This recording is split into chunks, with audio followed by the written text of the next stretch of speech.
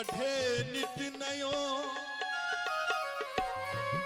माया जोरी तूने लाख करोरी, माया जोरी तूने लाख करोरी, पर अजहु न तृप्त भयो रे तूने, कबहु न कृष्ण कहत जन्म तेरा, बातों ही बीत गयो रे तूने, कबहु न कृष्ण कहत।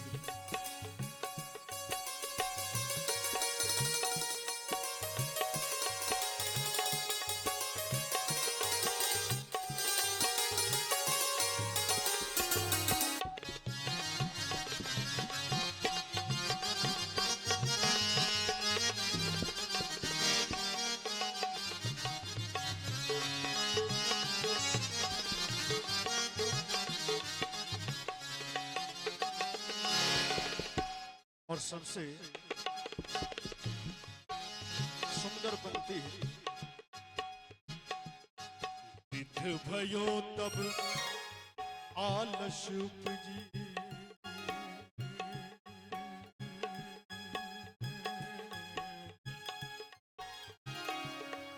मेरे ग ग ग मेरे सा मेरे गमा गरे मेरे सा, वृद्ध भयो तब आलस उपजी, कफ नित कंठ रहो, कफ नित कंठ रहो, संगति कबहु न किन्हीं रे तूने, संगति कबहु न किन्हीं रे तूने, बिरथा जन्म गयो रे तूने, कबहु न कृष्ण गयो जन्म तेरा, बातों ही बीत गयो रे तूने, कबहु न कृष्ण गयो।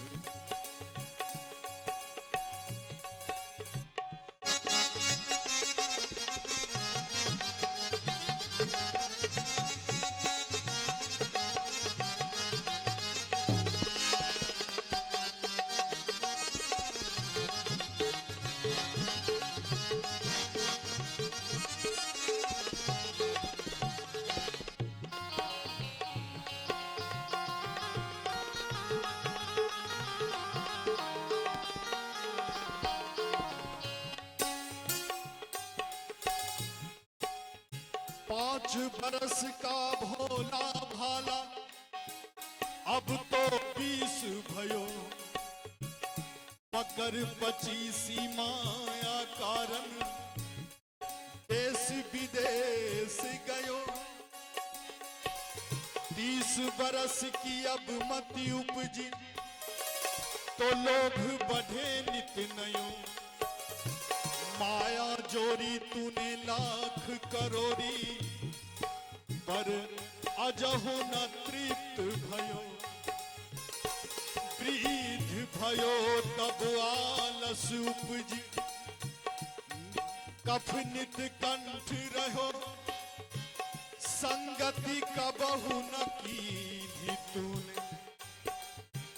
बिरथा जन्म गयो, यह संसार मत लब का लोभी, यह संसार मत लब का लोभी, झूठा ठाठ रचो, झूठा ठाठ रचो,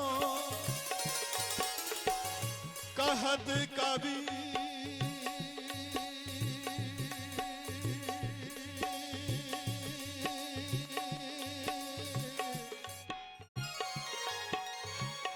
कहत कबीर समझ मन मूरख, कहत कबीर समझ मन मूरख, तू क्यों भूल गयो रे तूने, कबहु न कृष्ण कहो जन्म तेरा, बातों ही बीत गयो रे तूने, कबहु न कृष्ण कहो जन्म तेरा, बातों ही बीत गयो रे तूने, कबहु न कृष्ण कहो रे तूने, कबहु न कृष्ण कहो रे तूने, कबहु न कृष्ण कहो।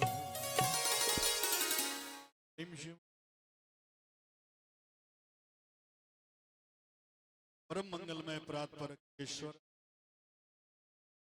अकारण करुणा वरुणालय भक्त वांछा, हरिद्वित विंदित पीताम्बरधारी भगवान श्री राधा,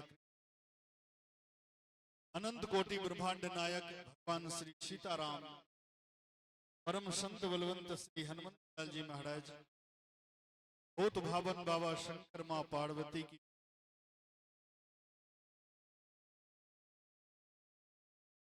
इस स्मृति शेष में आप सबका अभिनंदन। और आज 13वीं के दिन भगवत कथा श्रवण हेतु पधारे हुए आलू श्रोतावृंद, आगंतुक, दूर दराज से आए हुए समस्त कुटुंब जन और स्वर्गीय सत्यनारायण बाबू के परिजन और उनके तीनों पुत्र, उनके सबों को इस व्यासपीठ का कोटि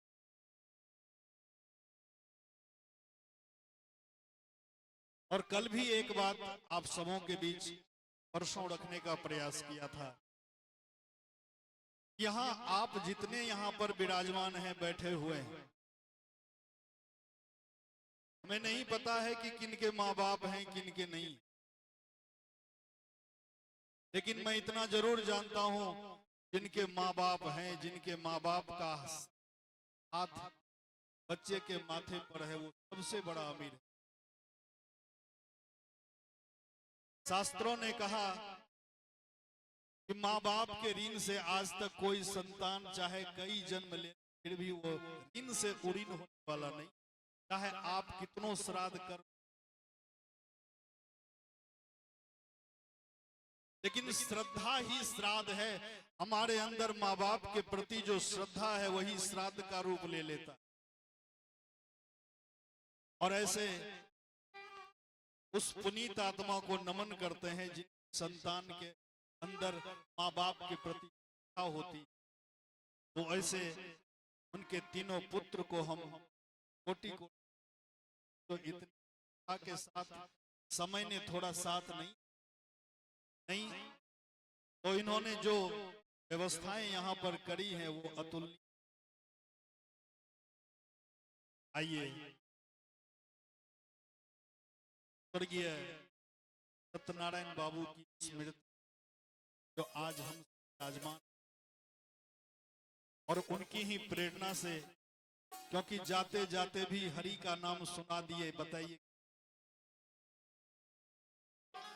तो आज अपने कर्म पर इधर अखंड पाठ पूर्ण हुआ और इधर श्राद्ध कर्म भी, उनकी भी पूजा।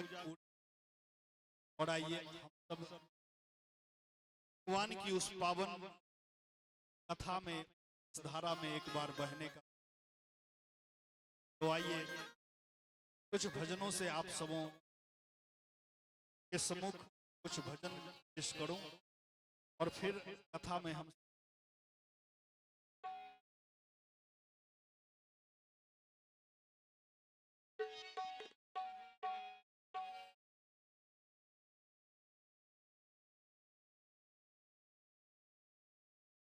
पनी सारे निधा,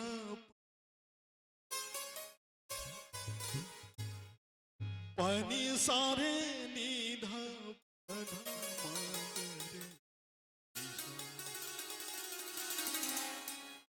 कबीरा जब हम पैदा हुए जग हंसे हम रोए। स्वाभाविक है जब कोई शिशु जन्म लेता है तो सबसे पहले रो, और रोने की आवाज सुनकर सारे लोग खुशियां मनाने लगते। संत कबीर ने इस बात को बड़ी गहराई से सोचा और एक महान संदेश दे गए। प्रसिद्ध भजन है, कबीरा जब हम पैदा हुए जग हंसे हम रोए। ऐसी करनी कर चलो हम हंसे जग रोए। और इस शरीर को चादर के समान समझते हुए संत कबीर कहते हैं, चदरिया अरे झीनी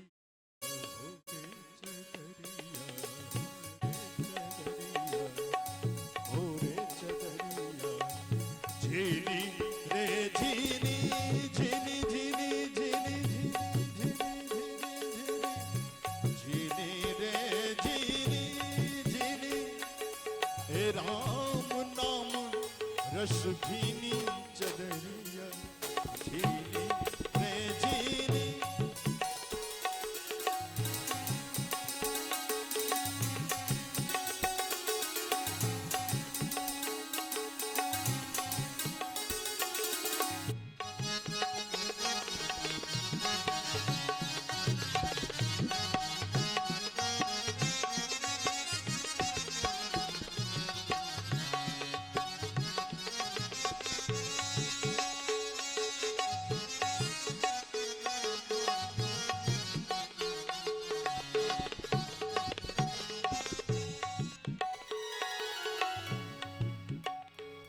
अष्ट कमल का चरखा बनाया, अष्ट कमल का चरखा बनाया, पांच तत्व की पूनी।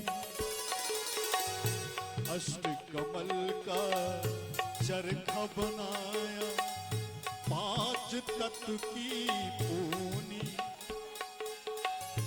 9-10 मास पुनन को लागे, 9-10 मास पुनन को लागे, मूरख मैली कीनी चदरिया झीनी रे झीनी झीनी हे राम नाम रस भीनी चदरिया झीनी रे झीनी।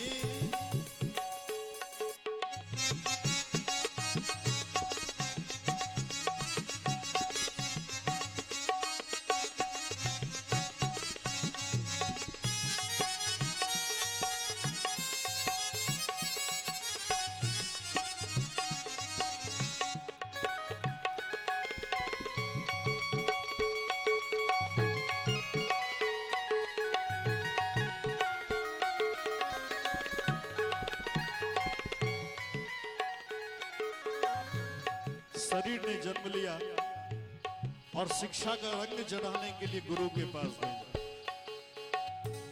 जब मोरी चादर बन घर आई, जब मोरी चादर बन घर आई, रंग रेज को दी चदरिया रंग रेज को दी। ऐसा रंग रंगा रंग रेने, ऐसा रंग रंगा रंग रेने के लालो लाल कर दीनी चदरिया झीनी रे झीनी झीनी हे राम नाम रस भीनी चदरिया झीनी रे झीनी।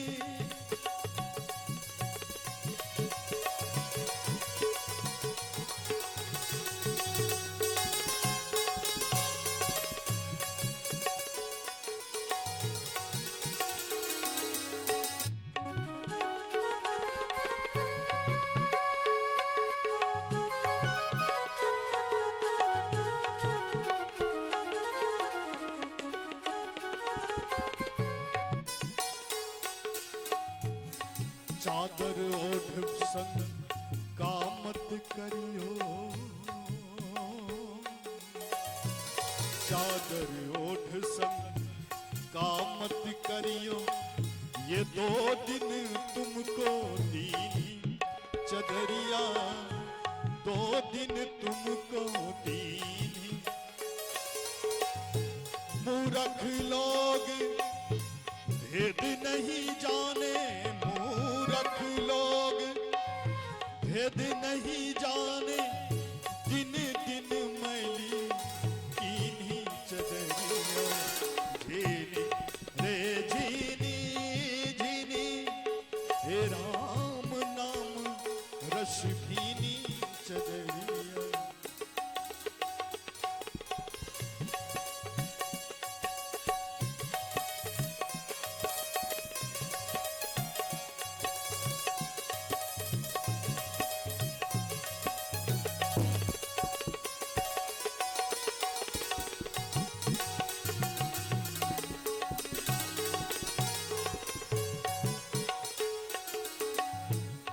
प्रहलाद सुदामन ओढ़ी चदरिया,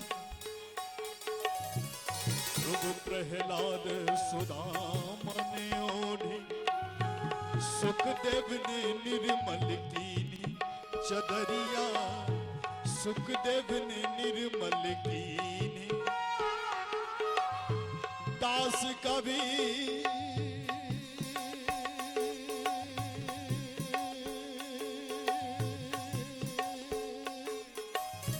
दास कबीर ने ऐसी ओढ़ी, दास कबीर ने ऐसी ओढ़ी, जौ की तो भर दीनी चदरिया, झीनी रे झीनी झीनी झीनी झीनी, राम नाम रस भीनी चदरिया, झीनी रे झीनी झीनी झीनी रे झीनी झीनी रे झीनी झीनी रे झीनी। प्रेम जी बोलिया।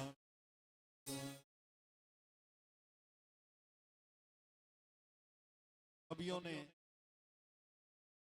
एक से बढ़कर के एक, लेकिन आज हम पिता को याद कर,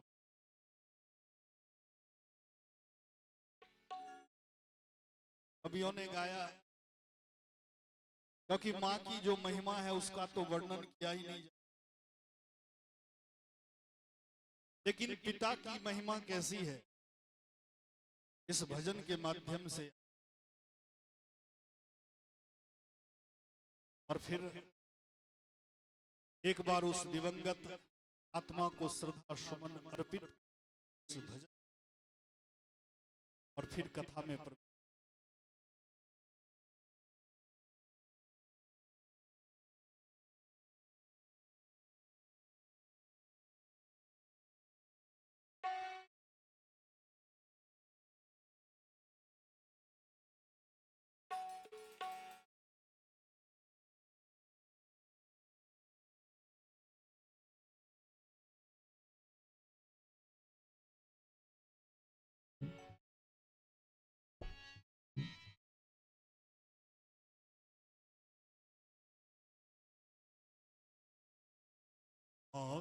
वही शब्द ही सुना, मैं बतलाऊं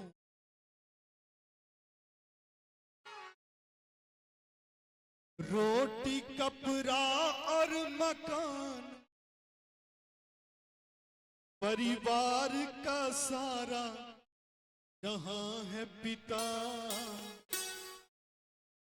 महिमा सब ही सुनाते, मैं बतलाऊं क्या है पिता, माँ की महिमा सब ही सुनाते, मैं बतलाऊं क्या है पिता, रोटी कपड़ा और मकान, परिवार का सारा जहां है पिता, माँ की महिमा सब ही सुनाते, मैं बतलाऊं क्या है पिता।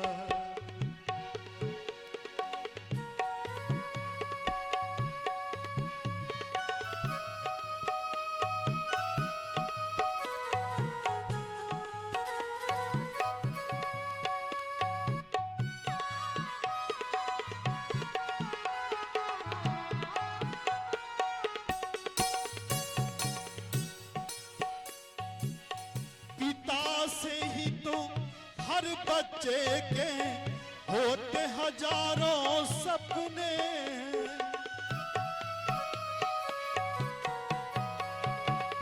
पिता से ही तो हर बच्चे के होते हजारों सपने। पिता है संग तो हर बाजार के सारे खिलौने अपने। पिता है तो संग हर बाजार के सारे खिलौने अपने हैं। बच्चों की हर आशा और खुशियों का है इंतजार पिता। माँ की महिमा सब ही सुना, मैं बतलाऊं क्या है पिता। माँ की महिमा सब ही सुनाते, मैं बतलाऊं क्या है पिता।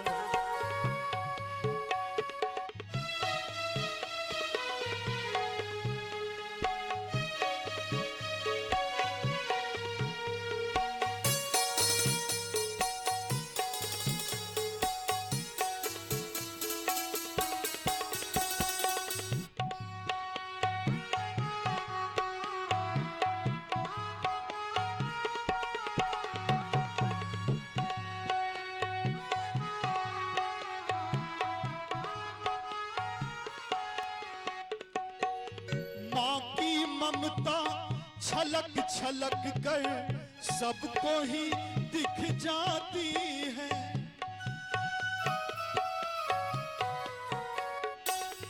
माँ की ममता छलक छलक कर सबको ही दिख जाती है। प्यार पिता का होता है गूंगा, दुनिया समझ न पाती है। प्यार पिता का होता है गूंगा, दुनिया समझ न पाती है।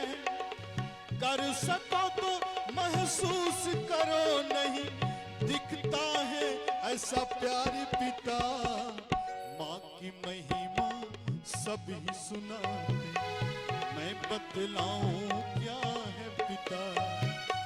माँ की महिमा सब ही सुनाते, मैं बतलाऊं क्या है पिता। रोटी कपड़ा और मकान परिवार का सारा जहां है पिता। माँ की महिमा सब ही सुनाते, मैं बतलाऊं क्या है पिता।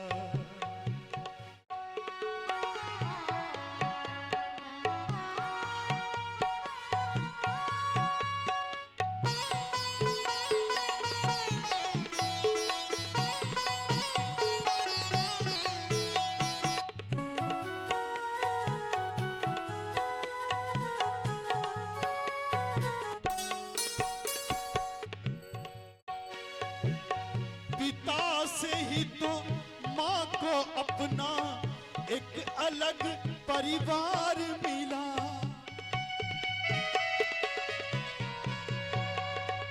पिता से ही तो माँ को अपना एक अलग परिवार मिला। पिता से ही तो माँ को माँ कहे लाने का अधिकार मिला। माँ की बिंदी और सुहाग ममता का है आधार पिता। माँ की महिमा सब ही सुना, मैं बतलाऊं क्या है पिता। माँ की महिमा सब ही सुना, मैं बतलाऊं क्या है पिता।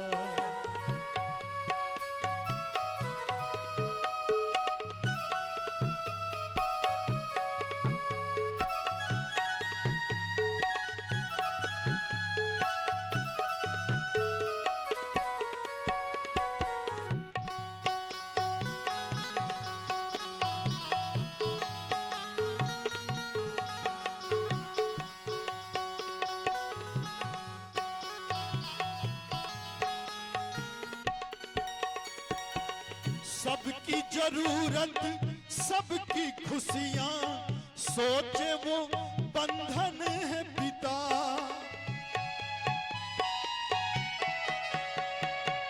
सबकी जरूरत सबकी खुशियां सोचे वो बंधन है पिता। क्या होगा कब कैसे होगा हर पल का चिंतन है पिता। अंकुश बच्चों की खातिर अपने सुख भूले वो है पिता। माँ की महिमा शब्द ही सुना मैं बतलाऊं क्या है पिता। माँ की महिमा शब्द ही सुना मैं बतलाऊं क्या है पिता। रोटी कपड़ा और मकान परिवार का सारा जहां है पिता। माँ की महिमा सब ही सुना मैं बतलाऊं क्या है पिता। माँ की महिमा सब ही सुना मैं बतलाऊं क्या है पिता। मैं बतलाऊं क्या है पिता। मैं बतलाऊं। सब अपने तरीके से और कोई शब्द के द्वारा मैं स्वर्गीय शब्द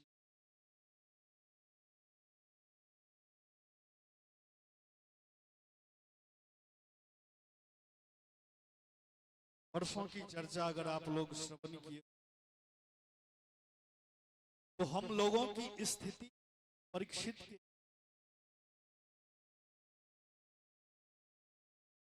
केवल वो एक नहीं, हम आप सबकी स्थिति हुई। और गंगा के तट पर जब श्री परीक्षित जी महाराज आमरण अनशन व्रत करके बैठे हुए हैं और जब संतों की मंडली मिलने के लिए आई तो परीक्षित ने कहा कि अब मोहि भाव भरोस हनुमंता। अब मोहि भाव भरोस हनुमंता। बिनु है मिलहि नहीं संता। बिनु हरि कृपा मिलहि नहीं संता। मंगल भवन अमंगल हारी। मंगल भवन अमंगल हारी। उमा सहित जय जपत पुरारी। उमा सहित जय जपत पुरारी। उमा सहित।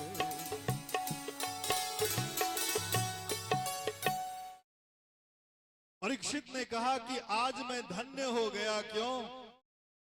भोलेनाथ मैया पार्वती से कहते हैं कि देवी हे उमा, संत समागम से बढ़कर के दुनिया में और कोई लाभ नहीं। आज हम आप जो लाभ कमा रहे हैं सत्संग में बैठे हुए हैं, हमारा शास्त्र कहता है जीवन के लिए इससे बढ़कर के और कोई लाभ नहीं। आज संतों की मंडली में परीक्षित जी महाराज ने बड़ा ही सुंदर प्रश्न रखा। परीक्षित जी ने कहा कि प्रभु हमारी जिंदगी हमारा जीवन केवल 7 दिनों का है और इन 7 दिनों में क्या मेरी मुक्ति संभव है? कुछ संतों ने कहा गारंटी तो नहीं ले सकता हूं लेकिन प्रयास मैं जरूर करूं।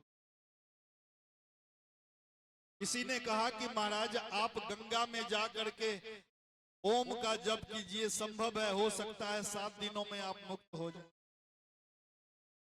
एक संत ने कहा हिमालय की हिमालय क्षेत्र में उस गुफा में एक संत 1000 वर्ष से ओम का उच्चारण कर रहा है। जब उसकी अभी तक मुक्ति नहीं हुई तो 7 दिनों में मुक्त कैसे हो जाए?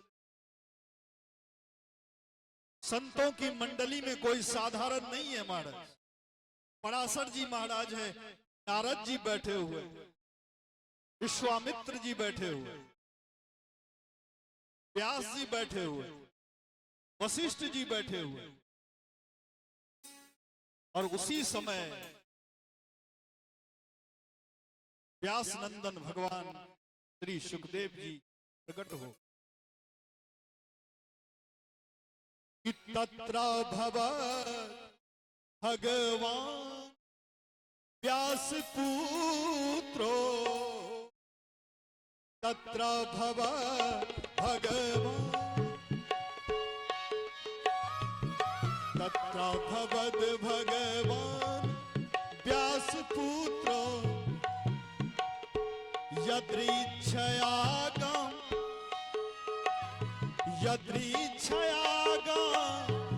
मठमानोन पेक्ष, यदृच्छयागम मठमानोन पेक्ष, अलक्षलिंगो निज लाभ तुष्टो, वृद्धस्य बालर रबधूत बेसः, वृद्धस्य बालर रबधूत बेसः, वृद्धस्य बालर।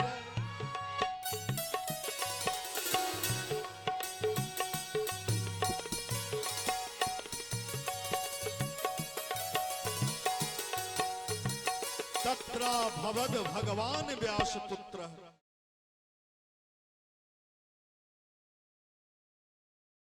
हेलो, चलिए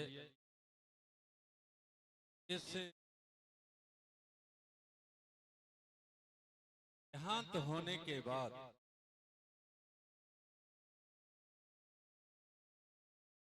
गायक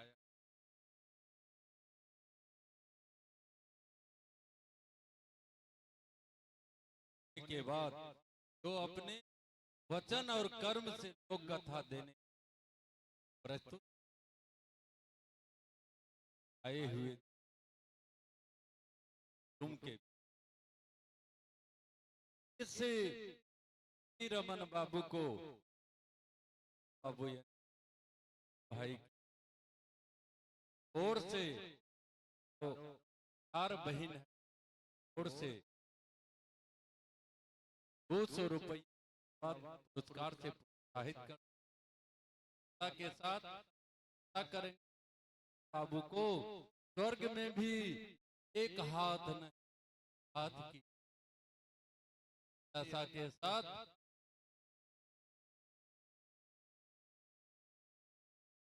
बोलियानंद उनकी तीनों सुपुत्रों और स्वर्गीय बाबू के दामाद उनके तीनों सबों को भगवान जीवन को मंगलमय बनाए और आप सबों को शक्ति प्रदान करें।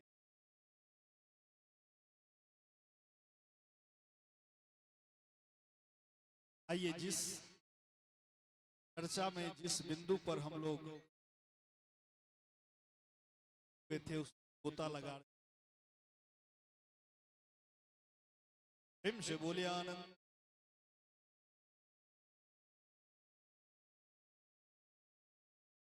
तत्रा भवद भगवान व्यास पुत्रो, यदृच्छया गाम मठमानोपेक्ष,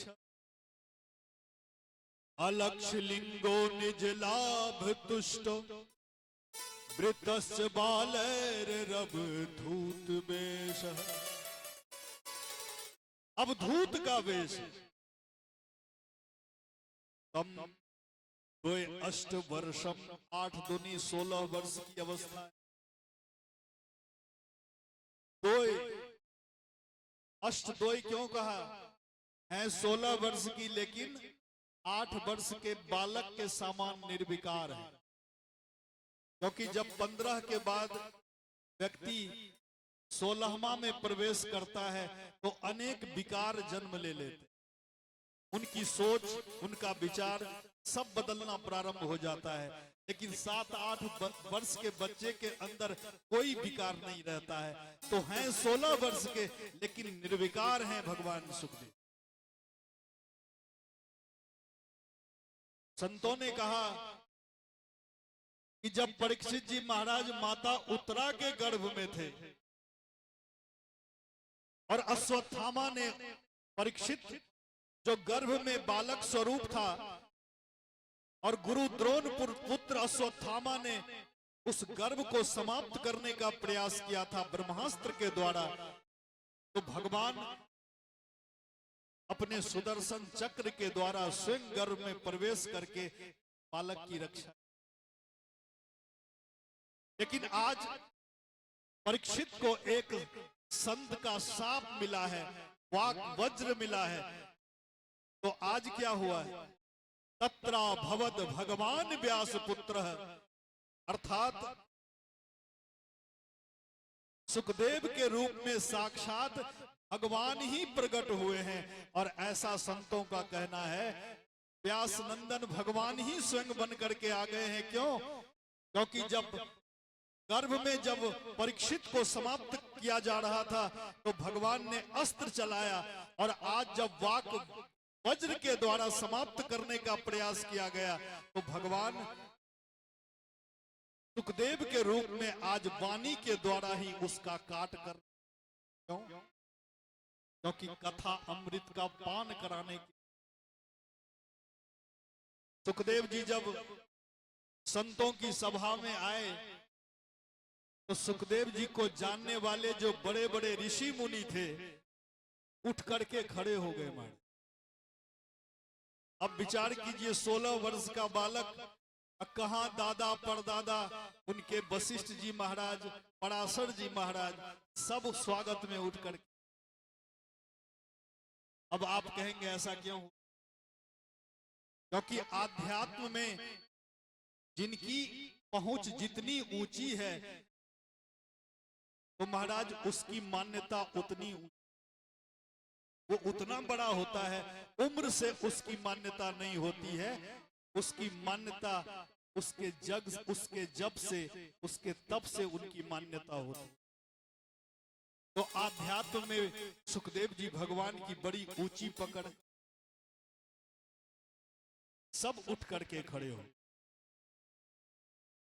सुखदेव जी जब आ रहे थे रास्ते से तो छोटे छोटे बालकों ने देखा कि कोई पागल बाबा है, तो कोई पत्थर मारते हुए,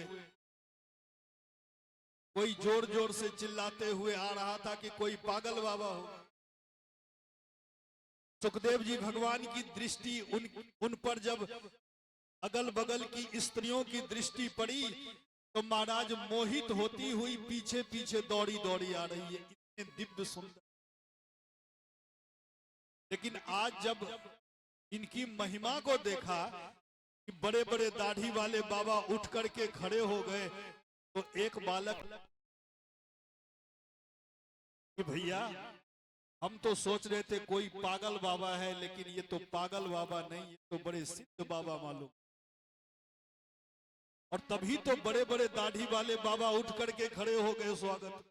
इतना ही नहीं, हमारे महाराज भी उठ करके खड़े हो गए।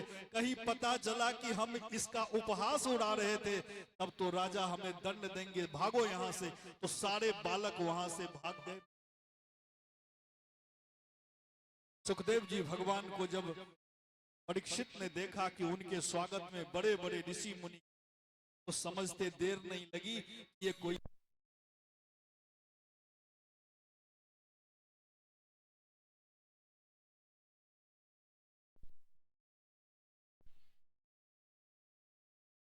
प्रेम से बोलिए आनंद।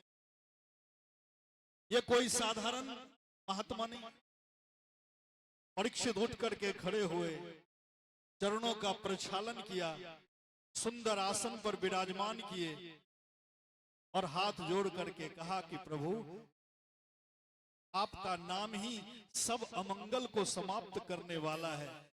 आप किसी भी गृहस्थ के यहाँ केवल एक गाय दूहने के समय के बराबर ही ठहरते हैं और केवल 5 गृहस्थ के यहाँ ही मांगते हैं। अगर ना मिला तो पूरे दिन भूखे रह जाते हैं। आपकी महिमा बड़ी अद्भुत है।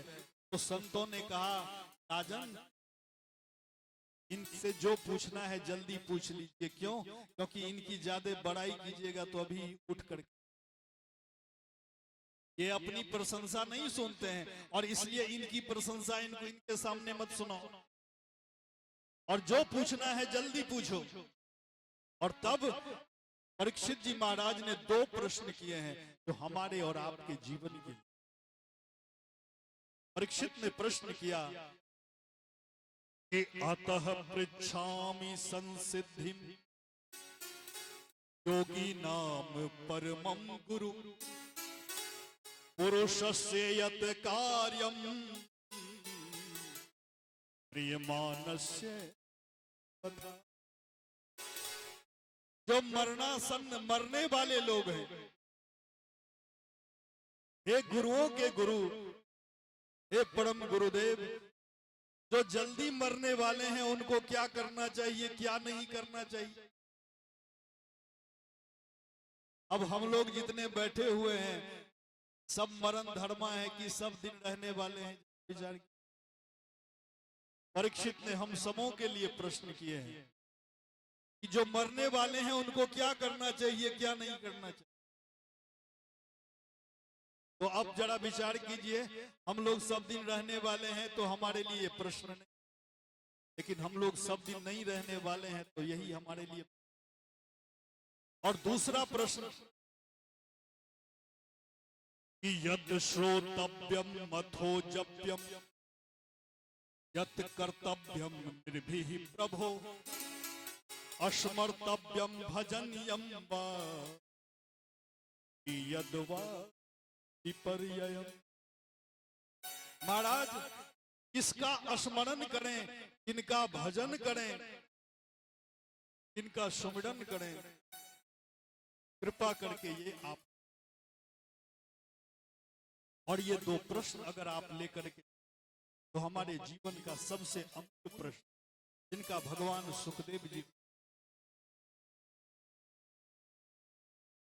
सुखदेव जी कहते हैं कि राजन,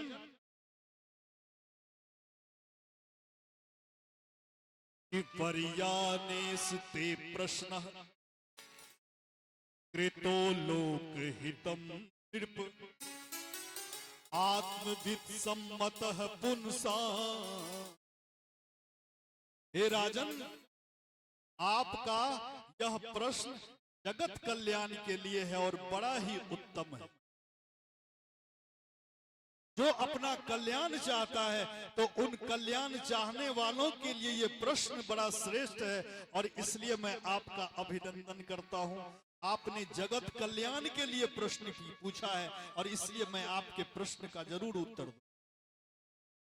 अगर आपने अपने कल्याण के लिए प्रश्न पूछा होता तो मैं इसका उत्तर नहीं देता।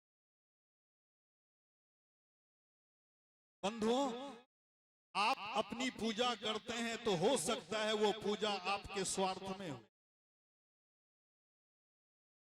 लेकिन जब वहां भगवान की कथा होती है, जहां यज्ञ होते हैं, तो वो केवल स्वार्थ के लिए नहीं होता है, वो तो परमार्थ के लिए होता है, जगत कल्याण के लिए होता है। आज जो ये कथा हो रही है तो केवल इनकी आत्मा की शांति के लिए ये कथा, ये तो इनकी आत्मा की शांति के लिए है, लेकिन ये जगत और समाज कल्याण के लिए भी है। क्यों? क्योंकि कथा आपकी व्यथा को दूर करती, कथा आपको जोड़ने का काम करती। समाज अगर विखंडित है तो समाज को अगर जोड़ने का कोई काम करने की सामर्थ्य है तो वो भगवान की कथा में वो सामर्थ्य। सुखदेव जी ने विचार किया कि सबसे पहले परीक्षित के अंदर का भय दूर किया जाए। क्यों? बहुत बड़े बड़े डॉक्टर होते हैं जिनके पास जब मरीज जाता है तो डॉक्टर साहब इतना भयभीत कर देते हैं कि मरीज और बीमार हो जाता है कि नहीं? अरे महाराज, आप तो समय पर आ गए, नहीं तो बस आपको पता नहीं क्या हो जाता। अब मरीज को लगता है हम तो मरने वाले थे, अब कितना था वो सब, अब दीजिए डॉक्टर साहब को, डॉक्टर साहब आपको हम बचाने का। लेकिन कोई कोई ऐसे डॉक्टर होते हैं जिनके पास जब मरीज जाता है तो अपने शब्दों से ही आधी बीमारी को समाप्त कर देते हैं। बीमारी है लेकिन डॉक्टर साहब कहते हैं अरे आप तो एकदम चंगे हैं, बस या 15 दिन की दवाई खाइए, आप तो एकदम स्वस्थ हो जाए। आधी बीमारी आपकी वही समाप्त। परीक्षित ने हाथ जोड़ करके, क्या मैं 7 दिनों में हमारी मुक्ति कब है? सुखदेव जी ने विचार किया कि जब तक रोगी के अंदर का भय दूर नहीं होगा तब तक हमारा शब्द काम नहीं, क्योंकि सदगुरु वैद्य वचन विश्वासा, जहां न को विषय के आशा। सदगुरु वैद्य और इनके वचनों पर अगर आप विश्वास करते हैं तभी वो दवाई भी काम करती। और ये सदगुरु हैं और इन्होंने विचार किया कि सबसे पहले इनके अंदर का भय दूर करना है। परीक्षित थर-थर कांपे कि प्रभु 7 दिनों में मैं मरने वाला हूं, मेरी मुक्ति संभव है? हजारों साल में कोई जब मुक्त नहीं होता तो मेरी मुक्ति कैसे संभव हो सकती? और तब सुखदेव जी ने कहा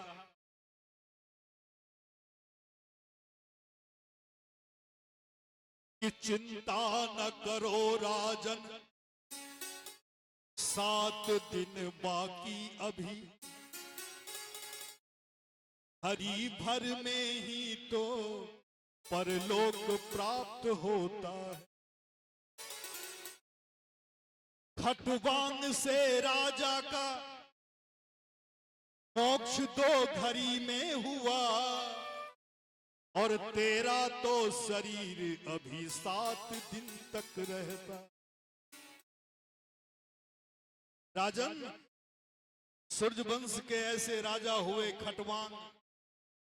आप लोगों ने सूर्यवंश में महाराज रघु की कथा सुने होंगे, जिनके दादा लगते हैं महाराज खटवांग। जब इन्होंने देवता की तरफ से युद्ध करने के लिए गए और युद्ध समाप्त हुआ, दानवों की हार हुई, देवता विजय हुए, तो खटवांग ने देवताओं से कहा कि मेरा थोड़ा गणना कीजिए तो मेरी उम्र कितनी बची हुई। देवताओं ने कहा कि महाराज आपने हमारी तरफ से युद्ध किया, बताइए आपको क्या दें? जो चाहिए वो देंगे। खटवांग राजा ने कहा कि महाराज आप तो दोगे, लेकिन भोगने की रहेगी तभी तो। हमारी उम्र देखिए, थोड़ा लेखा जोखा। तो देवताओं ने जब लेखा जोखा निकाला तो उनकी उम्र 2 ही घड़ी शेष थी, अर्थात 48 दूनी 96 मिनट ही उनकी उम्र शेष रह गई थी। 96 मिनट में उनको मरना निश्चित। देवताओं ने कहा महाराज अब आपकी उम्र केवल 2 घड़ी बची हुई। महाराज खटवांग ने कहा तो इन 2 घड़ी की जिंदगी में अब हमें क्या दोगे? बस इतना दे दो कि जितनी जल्दी हो सके मुझे धरती पर उतार दो और वहां मैं उस परमात्मा का भजन करते हुए शरीर का त्याग करना।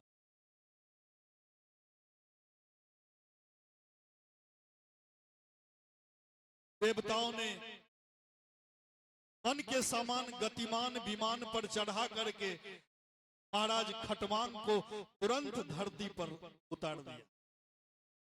और महाराज खटवांग ने 2 ही घड़ी में समस्त माया का त्याग करके उसी गंगा के तट पर बैठे और समस्त माया का जब त्याग कर दिया तो खटवांग राजा ने 2 ही घड़ी में उस परम पद को पा लिया, जिसके लिए महाराज पूरी जिंदगी भी लगा देते हैं तो संभव नहीं हो। क्यों?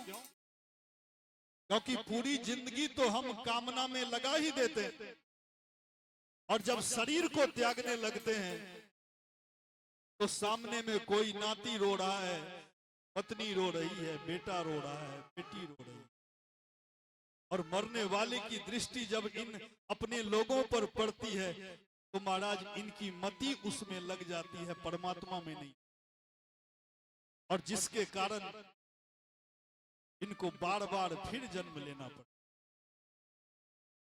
संतों ने कहा कि वो लोग धन्य होते हैं जो शरीर के त्याग के समय न संसार, न मकान, न दुकान, न दुनिया, न दाढ़ी, कहीं नहीं, भगवान के चरणारविंद में जब मति लग गई तभी जाकर के जन्म मरण का ये जो चक्र है।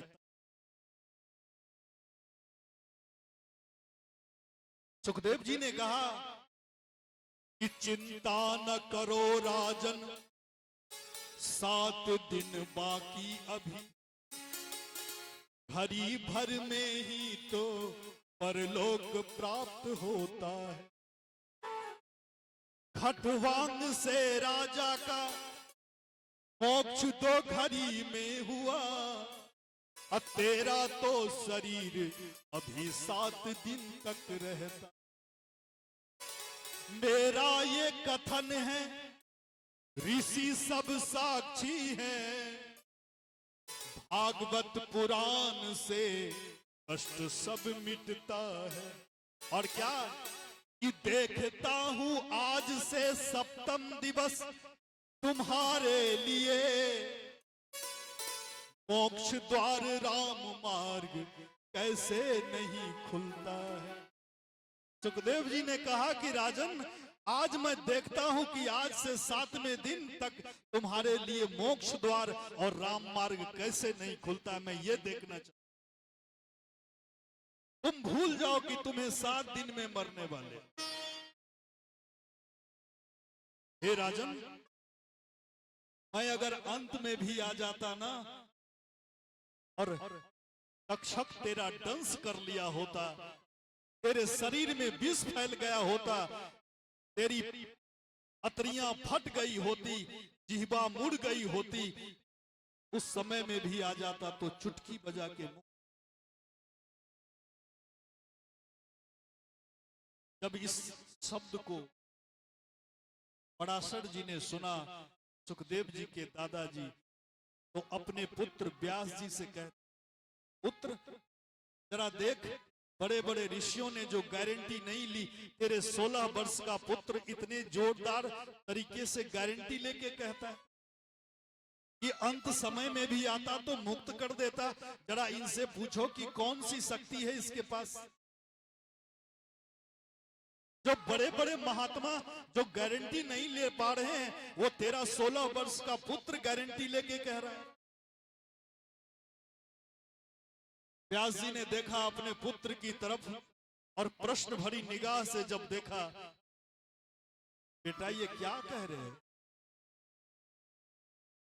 जब परशुराम जी विराजमान हैं, तुम्हारे दादा विराजमान हैं, मैं विराजमान हूं, और किसी की हिम्मत नहीं है कि 7 दिन में मुक्ति की गारंटी ले ले, तो तुम किस शक्ति पे कह रहा है कि मैं मुक्त कर दूं। सुखदेव जी ने कहा कि पिताजी, मैं आज अपनी शक्ति से नहीं, तब जब तक्षक परीक्षित का दंश करता तो परीक्षित के नीचे से ऊपर विष चढ़ता। ये विष क्या है? वासना ही विष है, और वासना नीचे से ऊपर चढ़ती है।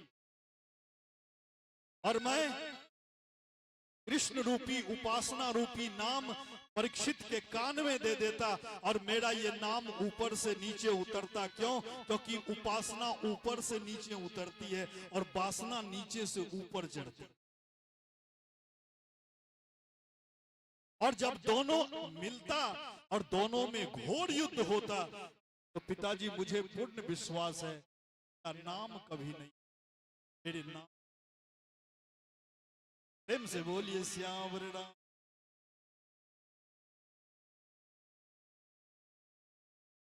नाम की ऐसी महिमा कि हो गए भव से पार लेकर नाम, हो गए भव से पार लेकर नाम तेरा।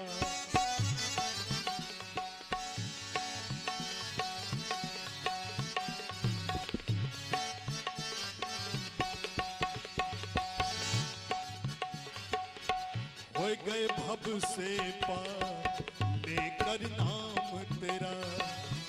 नाम तेरा, नाम तेरा, नाम तेरा, नाम तेरा। हो गए, अरे हो गए भव से पार लेकर नाम तेरा। हो गए भव से पार। आइए दोनों हाथों से ताली से सेवा करते हुए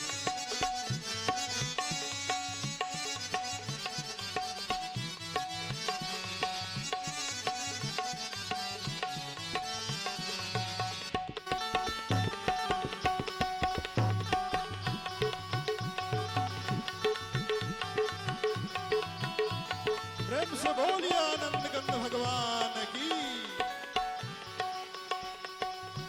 वाल्मीकि अति दीन दुखी था,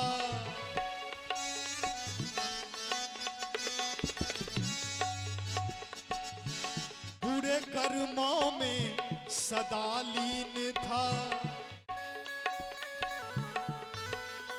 और क्या करी रामायण, करी रामायण तैयार लेकर नाम तेरा। अरे हो गए भव से पार लेकर नाम तेरा। नाम तेरा, नाम तेरा, नाम तेरा, नाम तेरा। हो गए भव से पार लेकर नाम तेरा। हो गए भव से पार लेकर नाम तेरा। हो गए भव से पार लेकर। प्रेम से बोलिया। नाम की ऐसी महिमा है महाराज। सुखदेव जी ने सबसे पहले परीक्षित के अंदर के भय को समाप्त। क्यों? क्योंकि मृत्यु का भय सबसे, चाहे 90 वर्ष का बूढ़ा भी क्यों ना हो और उसके सामने गा करके कोई कहे कि आप मर जाइए तो महाराज वो भी मरना नहीं चाहता। एक बूढ़ी मैया थी 90 वर्ष की, लेकिन पुतहू हाथ लगी अच्छी नहीं। इसके कारण बूढ़ी मैया को सब काम उससे, बेचारी विधवा। एक दिन बूढ़ी मैया को बड़ा गुस्सा आया और दरवाजे पर बैठ करके कह रही कि विधाता, सबके लिए आपने जगह दी लेकिन हमारे लिए कोई जगह नहीं, हमें आप ले भी नहीं जा सकते। हमारी सब सखी चली गई, हमारी उम्र की सब चली गई, लेकिन हमको यहां पर छोड़े हुए हो, दुख झेलने। न बेटा मानता है न पुतहू मानती, अब सब काम हमसे ही करवाती। थोड़ी जगह दे दो, हमको ले जाओ। और उस दिन 90 वर्ष की बूढ़ी मैया ने कुछ भी नहीं खाया, एकदम भूखी रह गई। अब गुस्सा के मारे काम भी करती रही। नीचे का सब कूड़ा करकट महाराज एक तगाली में उठाई, उठा करके जब बाहर ले जाने वाली थी तो इतना भारी महाराज ये ऊपर उठी नहीं। जब तगाली नहीं उठी, परेशान, फिर कहती है कि हे यमराज जी, मेरे लिए जगह नहीं है क्या? उसी रास्ते से यमदूत जा रहे थे किसी का प्राण ले। यमदूत को बड़ी दया आई, उम्र हो गई और बेचारी रो रही है मरने के लिए। यमदूत अब अंतर्ध्यान थे, दिख नहीं रहे थे, प्रकट हो गए। यमदूत का जब वो खतरनाक रूप बुढ़िया ने देखा तो बुढ़िया घबरा गई, कौन है आप, कहां से आ गए? यमदूत कहते हैं कि मैया आप ही अभी कह रही थी कि मुझे कोई ले भी नहीं जा रहा, मैं हूं यमदूत प्राण ले जाने वाला। प्रेम से बोले आनंद। अब तो बुढ़िया थर के डर के मारे थर थर कांपने लगी। क्या हुआ मैया? अब चलो हमारे साथ, तुम्हारे प्राण अभी मैं निकाल रहा हूं। बुढ़िया एकदम हड़बड़ा करके कहती मुझे नहीं मरना, दुनिया में कोई और तुमको नजर नहीं आया क्या? मुझको नहीं जाना, मैं वैसे बोल रही थी। अच्छा तो मैं फिर करूं क्या? तो मुझे बुलाई तो कुछ तो करना होगा। तो बुढ़िया कहती है ये तगाली नहीं उठ रही, इसी तगाली को उठा दो, हमारा काम खत्म। अब जो भी कष्ट मिले मैं झेलूंगी, लेकिन मरूंगी नहीं। प्रेम से बोलिए आनंद कंद भगवान। मरना कोई नहीं चाहता, और सुखदेव जी ने सबसे पहले मृत्यु का भय ही समाप्त कर दिया, क्योंकि ये भागवत मरने से तो नहीं रोक सकती, लेकिन आपके अंदर की मृत्यु के भय को समाप्त कर। परीक्षित के अंदर का भय समाप्त हो गया, और तब सुखदेव जी परीक्षित से कहते हैं कि निद्रया हन्यते नक्तम व्यवायेन च वावयः दिवाचार थे हया राजन कुटुंब भरने। हे राजन, इस संसार में लोग दिवाच अर्थे हया राजन, दिन कमाने में, कुटुंब के भरण पोषण में, अपना पेट भरने में दिन गमाता है और रात सोने में गमाता है। और जिसके लिए ये शरीर प्राप्त हुआ है 24 घंटा में, उसके लिए 1 घंटा भी निकालना कठिन हो। थोड़ा विचार कीजिए। यहां भगवान की कथा हो रही है, लेकिन बगल में कोई काम में व्यस्त होंगे। कहिए, पूछिए कि आप क्यों नहीं जा रहे? महाराज भोज में जाएंगे शाम में, अभी थोड़ा काम निपटा लो, क्योंकि काम से फुर्सत ही नहीं मिल रही। सुखदेव जी भगवान कहते हैं कि राजन, मनुष्य को रात्रि सोने से फुर्सत नहीं है और दिन कमाने से फुर्सत नहीं है, और जिसके लिए ये शरीर प्राप्त हुआ है उस शरीर के लिए पूरी जिंदगी में समय नहीं निकल रहा। और एक दृष्टांत से आपको मैं बताऊं कि एक राज का नियम था, 5 वर्ष तक राज में कोई राजा राज करेगा, अब 5 वर्ष के बाद गद्दी से उसको उतार दिया जाएगा। और राज के बगल में घनघोर जंगल था, जिसमें बड़े बड़े सिंह भालू रहते थे, वहीं छोड़ दिया जाता था, जहां सिंह भालू उसको मार दिया करते। 5 वर्ष राज भोगना है। आपको अगर कह दिया जाए कि आपको बिहार का मुख्यमंत्री बना दिया जाए, अब 5 वर्ष के बाद फांसी पर लटका दिया जाएगा, तो बताइए कौन मुख्यमंत्री बनना चाहेगा? हमारे कम से कम प्राण तो बचे रहे। और राज का नियम था, और उसमें यह भी नियम था कि जिस राजा को जंगल छोड़ने के लिए जाया जाता था, तो लौटने के वक्त मंत्री की पहली नजर जिस व्यक्ति पर पड़े उसी को राजा बनना पड़ता था, जबरदस्ती बनना पड़ता था। तो महाराज, एक राजा का कार्यकाल समाप्त हुआ। राज्य के बगल में जो घनघोर जंगल था, वहां छोड़ने के लिए सिपाहियों के साथ मंत्री गए, जंगल में छोड़ दिया गया। घनघोर जंगल, बचने की कोई उम्मीद नहीं। और जब लौट रहे थे तो मंत्री की दृष्टि एक महात्मा जी पर पड़ी, जो महात्मा जी राम राम रटते हुए आ रहे थे। महात्मा जी को पता नहीं था कि जिस राज्य में आए हैं उस राज्य का ऐसा नियम। मंत्री की दृष्टि जब पड़ी महात्मा जी पर, तो मंत्री ने कहा कि मिल गया इस राज्य का राजा, और जाकर के सिपाहियों से कहा कि बाबा जी को पकड़ के लाओ। सिपाही दौड़ा, बाबा जी को पकड़ के लाया गया। बाबा ने कहा, महाराज हमको क्यों पकड़ रहे हो, हमने क्या गलती करी? मंत्री ने कहा कि अब महाराज आप यहाँ के राजा हैं, क्यों? क्योंकि यहाँ का नियम है, पहली दृष्टि पड़ी आप पर तो आपको अब राजा बनना ही पड़ेगा। बाबा ने कहा मैं फक्कर बाबा राम राम करने वाला, हम क्या जाने राज चलाना, महाराज हमें तो राजा मत बनाओ। मंत्री ने कहा बनना तो पड़ेगा चाहे जैसे बनो। संत भगवान ने कहा जब बनना ही पड़ेगा तो कोई बात नहीं, बन लेते हैं, अब करें क्या। संत भगवान ने कहा कोई बात नहीं, जब जबरदस्ती है तो हम क्या कर सकते हैं, ठीक है बनाओ राजा। लेके आए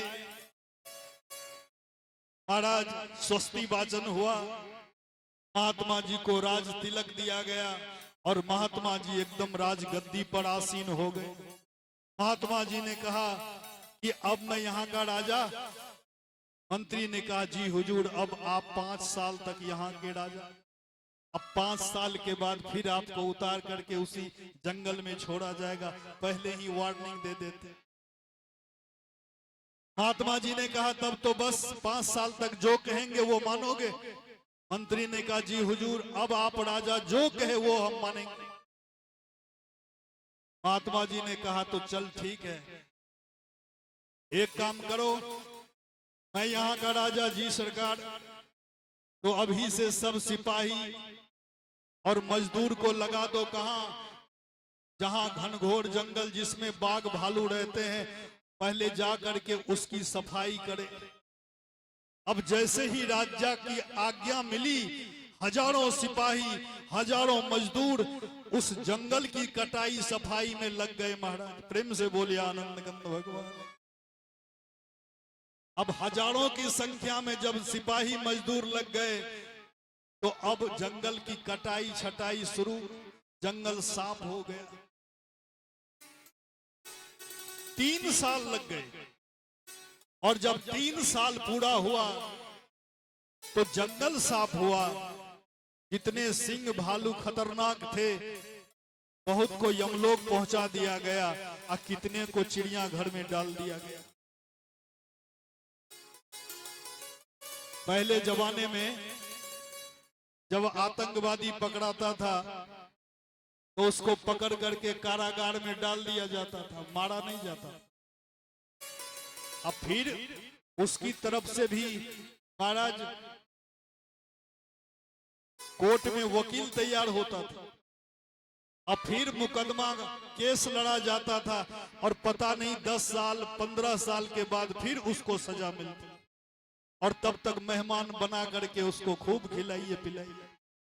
अब नियम क्या है, जहां भी वो सिंह भालू वो खतरनाक वो आतंकवादी मिले तो अब पालने की जरूरत नहीं है, जहां है वहीं ढेर कर दीजिए। प्रेम से बोलिए आनंद कंद भगवान।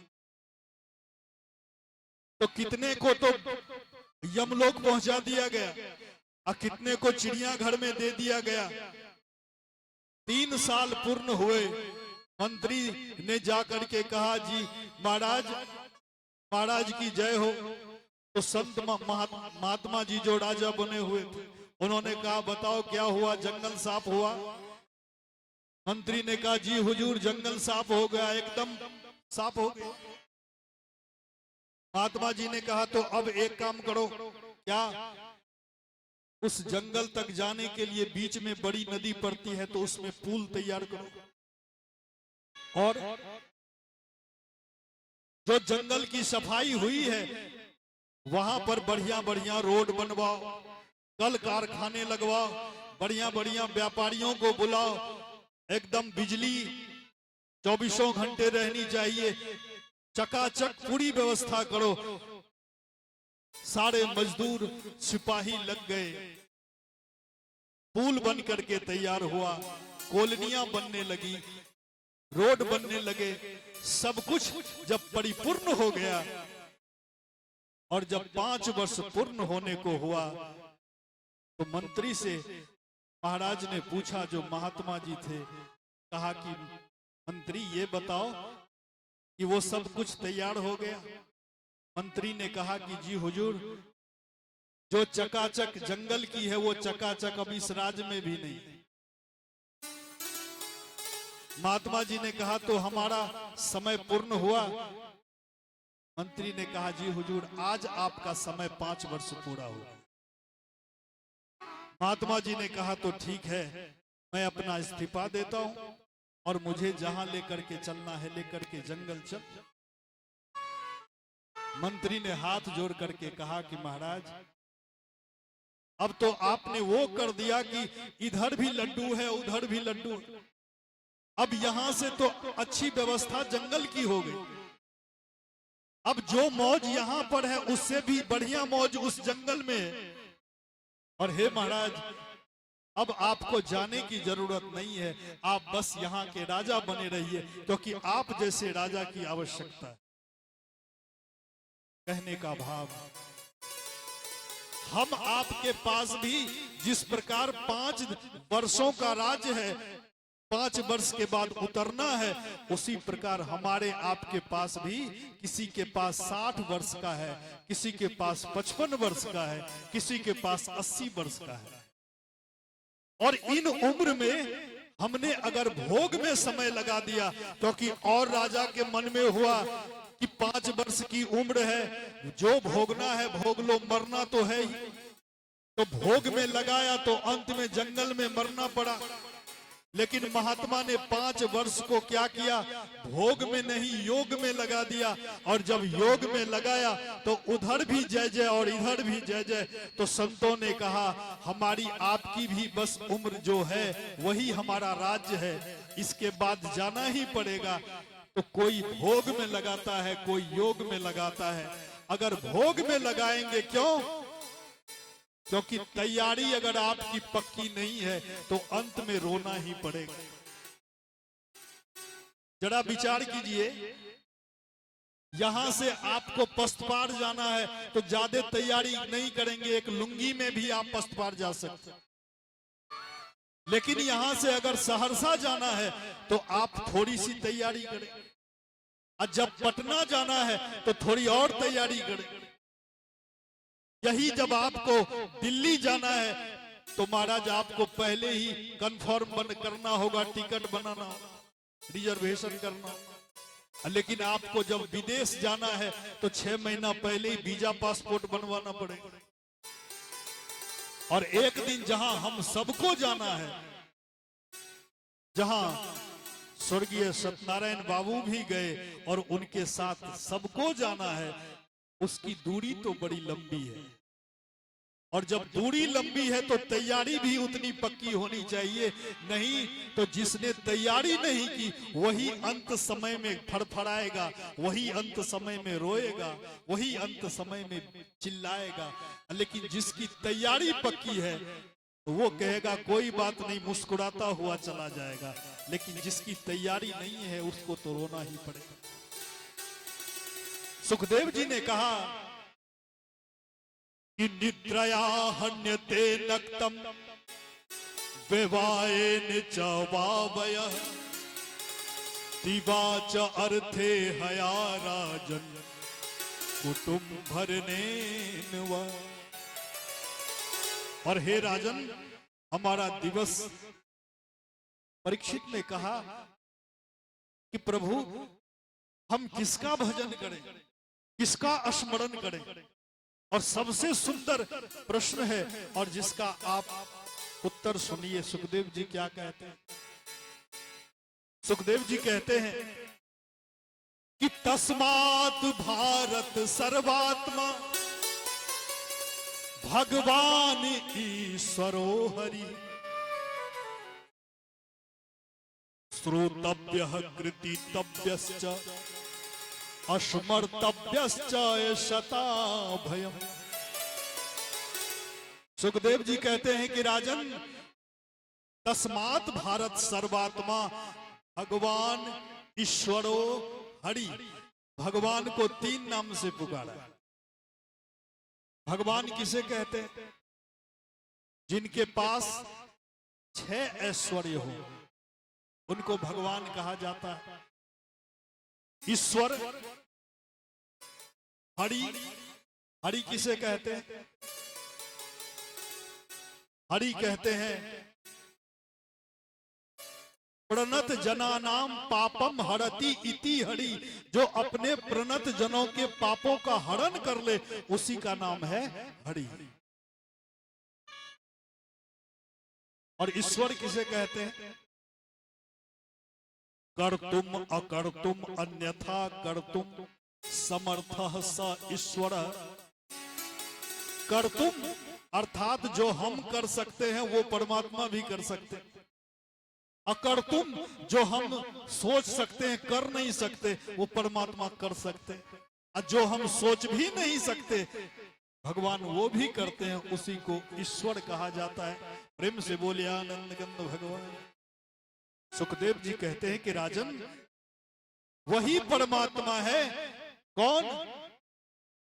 जो मृत्युश्चरति मद भयात, जिनके भय से मृत्यु भी चरती है, जिनके भय से अग्नि भी दाह उत्पन्न करती है, जिसके भय से वर्षा होती है, तो महाराज वही परमात्मा है जिनका स्मरण, जिनके कथा और जिनकी लीला का श्रवण, उन्हीं के नामों का स्मरण करना चाहिए।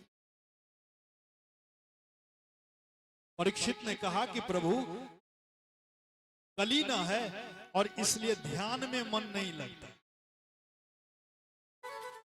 तो प्रभु कृपा करके ये बताओ कि भगवान में हमारा मन कैसे लगे।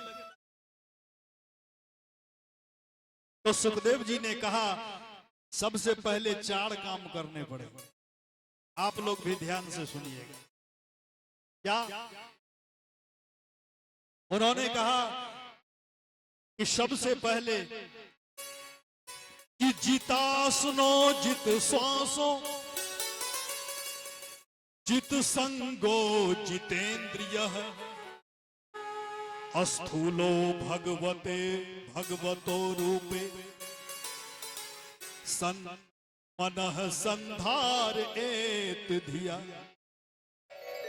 भगवान सुखदेव जी कहते हैं कि ध्यान में मन तब लगेगा जब 4 काम करना पड़ेगा। कौन कौन? तो सबसे पहला काम जीता सुनो, सबसे पहले आसन को जीतो। प्रेम से बोलिए आनंद गंध भगवान की। थोड़ी सी गहराई में है तो थोड़ा तो सुनने में थोड़ी परेशानी तो होगी, तो थोड़ी आंख लग रही हो तो थोड़ा आंख को खोल करके तब सुनने का प्रयास कीजिए। प्रेम से बोलिए आनंद गंध भगवान की। तो सुखदेव जी ने कहा सबसे पहले जीतासनो, सबसे पहले आसन को जीतो। महाराज आसन को कैसे जीते? सुखदेव जी ने कहा ब्रह्म मुहूर्त की बेला में पहले आधा घंटा, फिर 1 घंटा, फिर 2 घंटा आसन, एक आसन पर बैठ करके जब आप ध्यान करोगे तो फिर आसन पर आप विजय प्राप्त कर लो। नहीं तो आप देखते होंगे कि बहुत ऐसे लोग हो गए हैं, उम्र ज्यादा नहीं है, फिर भी पलथी मार करके महाराज 1 घंटा भी बैठना कठिन हो जाता है। उनके लिए कुर्सी की व्यवस्था चाहिए। तो सबसे पहले जीतासनो, सबसे पहले आसन पर विजय प्राप्त करो। और जीतासनो, प्रेम से बोले आनंद गंध भगवान। जित श्वासो, श्वास पर कैसे विजय प्राप्त करें? तो ब्रह्म मुहूर्त की बेला में आप प्राणायाम कीजिए। क्यों? रोग को भगाना है तो योग को जीवन में लाना जरूरी हो। होता क्या है, जब हम बीमार होते हैं ना, ब्लड प्रेशर, शुगर जब बढ़ जाता है तब जाकर के हम योग करना प्रारंभ कर देते हैं। अब अंत समय में जब योग करेंगे तो बताइए वो योग कितना काम आएगा? योग तो जवानी से ही आपको करना चाहिए। और जब आप योग करेंगे तो फिर क्या मजाल की शुगर आपके शरीर में आ जाए। तो शुगर से आप, शुगर की बीमारी से आप पीड़ित नहीं हो सकते। जित श्वासों, और इसलिए अपने श्वासों को उस पर आधिपत्य करो। अनुलोम विलोम भस्त्रिका ये प्राणायाम के नियम है। और यह अगर आपको पता ना हो तो हमारा चैनल पर रामदेव बाबा का वो चैनल सवेरे सवेरे आता है। आप योग को सीखिए और आप नित्य योग कीजिए। हम तो सोचते हैं कुछ तो यहाँ से लेके जाइए, और यहाँ से सुनने के बाद अगर आपने कल से योग प्रारंभ कर दिया तो यहाँ कथा श्रवण करना सार्थक हो गया। जित आसनो जित श्वासो जित संगो जितेंद्रिय। और हे राजन, संग को जीतना सबसे महत्वपूर्ण है। क्यों? जैसा करोगे संग वैसा लगेगा रंग। आपने एक गजेड़ी की संगति कर ली तो हो सकता है 99% आप भी गजेड़ी हो जाओगे। आपने एक शराबी की संगति कर ली तो महाराज वो आपको भी शराबी बना देगा, इसमें संदेह नहीं। और आपने सत्संगति की जो संतों की संगति कर ली तो जब संत का रंग लगेगा तो चाहे आप रामायण पढ़ो ना पढ़ो, 10-20 चौपाई तो आपको वैसे ही आ जाएगी। प्रेम से बोलिए आनंद कंद भगवान। संतों की संगति का रंगत हमने देखा है महाराज। जो महाराज हाथ से अपना नाम भी हस्ताक्षर करना नहीं जानते वो भी कथा बांचते हैं, बढ़िया कथा बांचते हैं। रामायण एकदम बढ़िया हर्राफ पढ़ देते। ये संतों की संगति का प्रभाव। और इसलिए जैसा करोगे संग वैसा लगेगा रंग। प्रेम से बोलिए आनंद गंध भगवान। जित संगो जितेंद्रिय। और हे राजन, अपनी इंद्रियों पर विजय प्राप्त करो। सबसे खतरनाक इंद्रियां हैं ये रसना, ये जिह्वा। और इसलिए सबसे पहले जिह्वा पर ही आधिपत्य करो। परीक्षित ने कहा कि प्रभु इस जिह्वा पर कैसे इस पर आधिपत्य किया जाए। तो संतों ने कहा अगर आज आपको रसगुल्ला खाने का मन है ना तो जिह्वा को शक्कर भी देने पर एकदम वंचित कर दो कि तुमको आज शक्कर भी नहीं। लेकिन हम लोग मन के इतने गुलाम हैं कि आज अगर मन हो गया पनीर की सब्जी चाहिए तो महाराज 8 क्यों ना बज रहा हो, जाएंगे पस्तपार पनीर लेके सब्जी बना लेंगे। प्रेम से बोलिए आनंद गंध भगवान। इंद्रियां को हमने एकदम खुली छूट दे दी और इसको आप देते रहिए, लेकिन ये इंद्रियां कभी तृप्त होने वाली नहीं। और एक दृष्टांत से आप ऐसे समझिए कि एक राजा के पास 5 बकरी थी। राजा ने चारों तरफ ढिंढोरा पिटवाया, इन 5 बकरियों को जो संतुष्ट कर देगा उनको हम इनाम देंगे। बड़े बड़े लोग आए, किसान आए, सब ले गए, खूब खिलाया खूब पिलाया। राजा के पास जब दूसरे दिन लेकर के आया और राजा हरी घास मुंह के पास दे तो बकरी तुरंत मुंह मारना प्रारंभ कर। अब जरा आप भी ट्राई कर लीजिएगा, खूब खिलाइएगा खूब। अब फिर एक हरी घास लेके मुंह के पास जाइए तो बकरी फिर खाएगी, संतुष्ट होगी नहीं। कोई भी बकरी को संतुष्ट नहीं कर पाया। लेकिन उनके राज्य में एक संत को जब जानकारी मिली तो संत भगवान उस राज्य में पधारे और राजा के दरबार में आए कि राजन, मैं सुना हूं कि तुम्हारे यहाँ 5 बकरियां हैं और जिस बकरी को कोई संतुष्ट नहीं कर पाया, ये बकरी हमें तो मैं संतुष्ट करने का प्रयास करता हूं। राजा ने कहा कि महाराज बड़े बड़े सेठ गए, आप फक्कड़ बाबा कहां से संतुष्ट कर पाओगे। संत भगवान ने कहा जब मैं ना कर पाया तो दुनिया में कोई करेगा भी नहीं। तो ठीक है महाराज, लेकर के जाओ। अपने आश्रम पर लेकर के गए और जब आश्रम पर बकरी गई तो एक हाथ में लाठी लिए, एक मुट्ठी हरी घास लिए, अब बकरी के मुंह के पास जैसे ही हरी घास दे, अब बकरी जैसे ही हरी घास को खाने के लिए मुंह मारने लगे, एक लाठी मुंह पर। प्रेम से बोलिए आनंद गंध भगवान। अब महाराज ये प्रैक्टिस करते करते, ये ताड़ना देते देते पूरे दिन पूरी रात लगा दिए। बकरी जैसे ही हरी घास खाए, एक लाठी, बकरी का तो मुंह इतना बड़ा हो गया। सवेरा जब हुआ तो पांचों बकरी को लेकर के जब दरबार में राजा गए, तो राजा ने जब बकरी की दशा को देखा तो कहा, महाराज ये बकरी को क्या आपने बना दिया? तो संत भगवान ने कहा, जो बनाया ठीक, लेकिन तेरी बकरी संतुष्ट हो गई, एक बार ट्राई करके देख ले। अच्छा ठीक है महाराज। पांचों बकरी को लेके आए, सिपाही से कहा, जा हरी घास की व्यवस्था करो। हरी घास काट के लाया गया।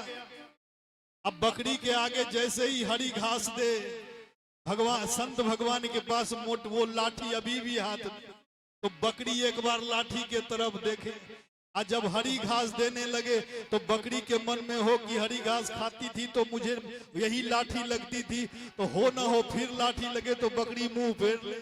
प्रेम से बोलिए आनंद गंध भगवान। राजा ने प्रयास किया, एक बार फिर उधर से गया, और जैसे ही बकरी के मुंह के पास हरी घास दे, बकरी एक बार संत भगवान की तरफ लाठी पर दृष्टि डाले, बकरी मुंह फेर ले। राजा ने कहा, हद हो गई महाराज, आज तक ऐसा कोई नहीं कर पाया, आपने ये कैसे कर दिया? राजा चरणों में गिर पड़े और कहा, महाराज जो आज तक हमने ना देखा वो आज मैं देख रहा हूं। एक बार ये राज तो हमको बता दीजिए। संत भगवान ने कहा, ये राजन, ये बकरी है, ये कभी संतुष्ट होने वाली नहीं। ये बकरी जब तक ताड़ना ना दी जाएगी तब तक ये संतुष्ट होने वाली नहीं है। और ये पांचों बकरी क्या है? हमारी ये पांचों ज्ञानेंद्रियां ही ये पांचों बकरियां हैं। रसना कहती है रसगुल्ला लाओ, मलाई लाओ। ये श्रवण द्वार कहते हैं कि मुझे बढ़िया बढ़िया भोजपुरी सुनाओ। राम राम कहिएगा तो इसको अच्छा नहीं लगेगा भोजपुरी, क्योंकि सुनने की आदत तो है वही। तो आपको तो इन कानों से कथा सुनने में तो अच्छी लगेगी। आंखें कहती है मुझे बढ़िया बढ़िया चीज दिखाओ, और फिर श्रवण, और फिर ध्यानेंद्रियां ये कहती कि मुझे बढ़िया बढ़िया इत्र चाहिए, सुगंध चाहिए। और महाराज हमारी त्वचा को सुंदर स्पर्श चाहिए। ये संतुष्ट होने वाली नहीं। सुखदेव जी कहते हैं कि राजन, ये इंद्रियां जब तक ताड़ना ना दी जाए तब तक ये इंद्रियां संतुष्ट होने वाली नहीं। प्रेम से बोलिए आनंद। जितासनो जित श्वासो जित संगो जितेन्द्रिय अस्थूले भगवतो रूपे मनः संधार चेत धिया।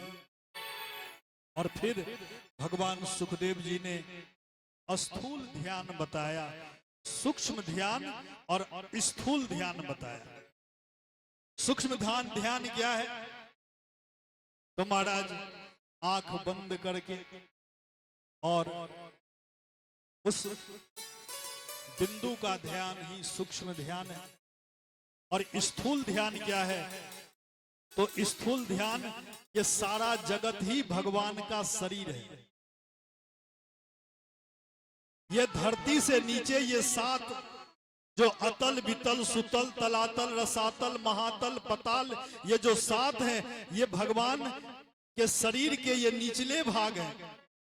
और शरीर कमर से ऊपर का भाग स्वर्ग लोक, तप लोक, महर लोक, जन लोक,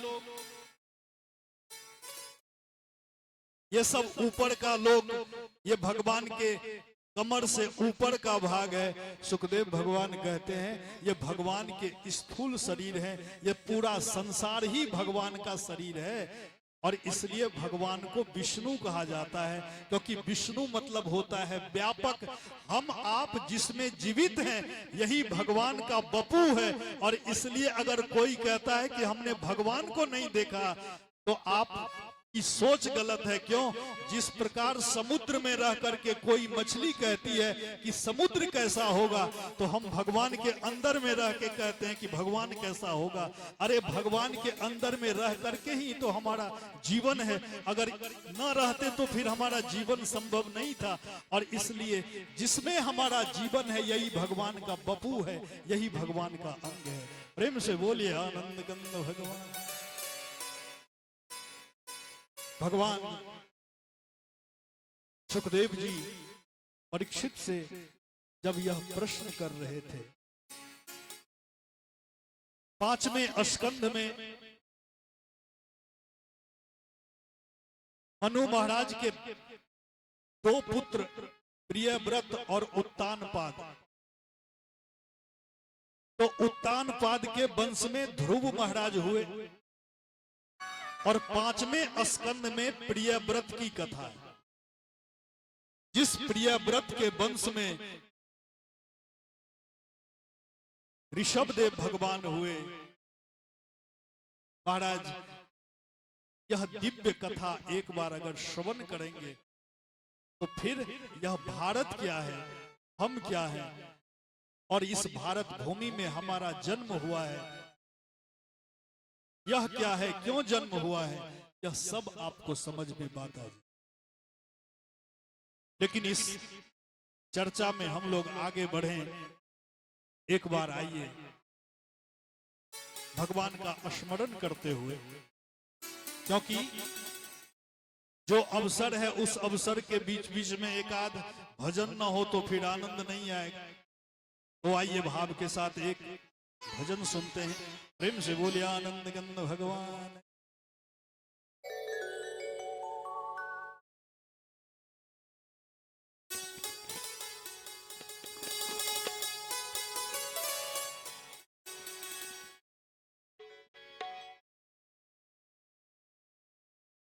कि सज धज कर जिस दिन मौत की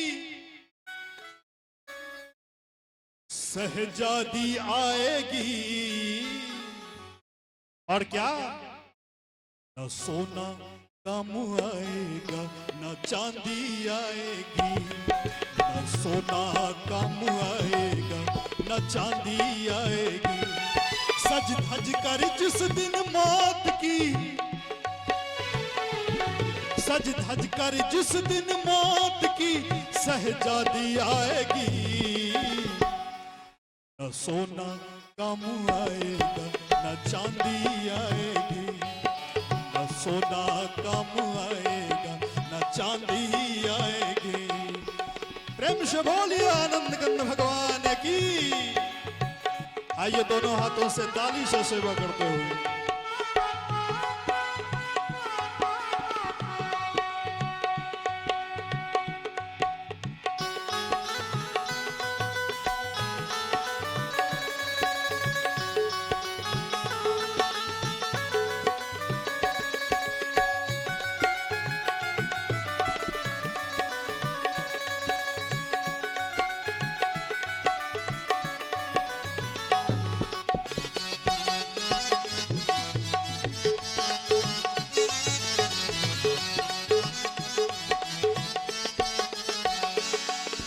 छोटा सा तू कितने बड़े अरमान है तेरे,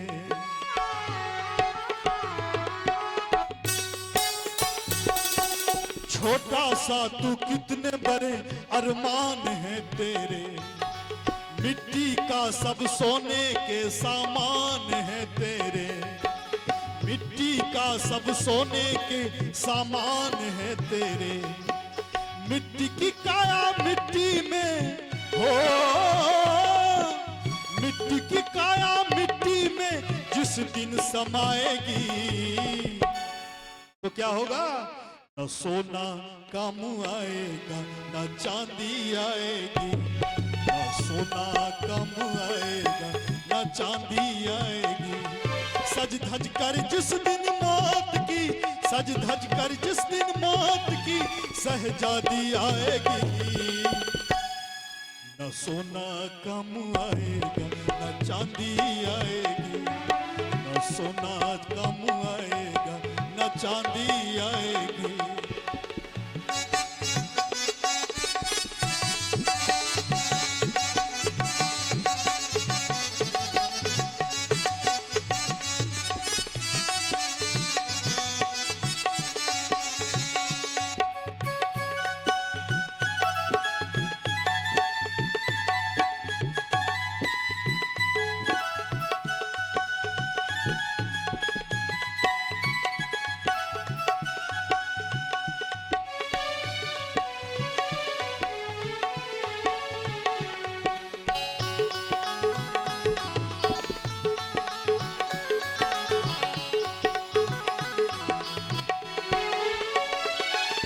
कर्मों का प्रताप तूने पाया मानव धन,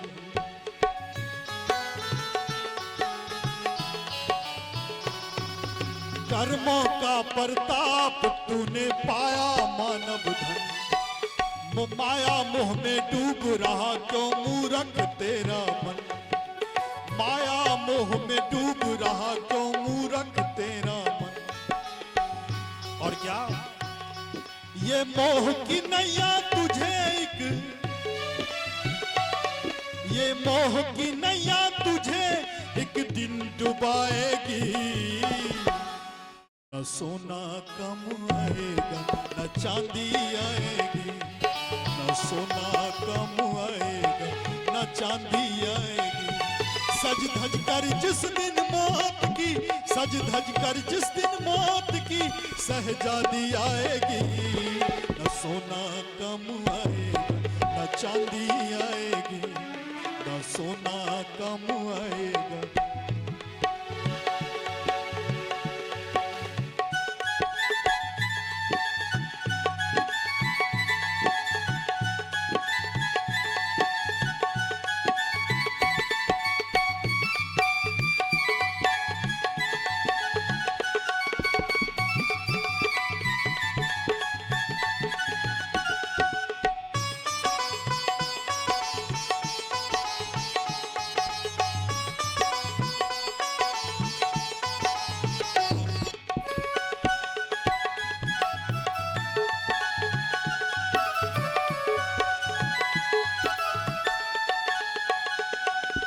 पंछी है तू तोर पिंजरा छोड़ के उड़ जा,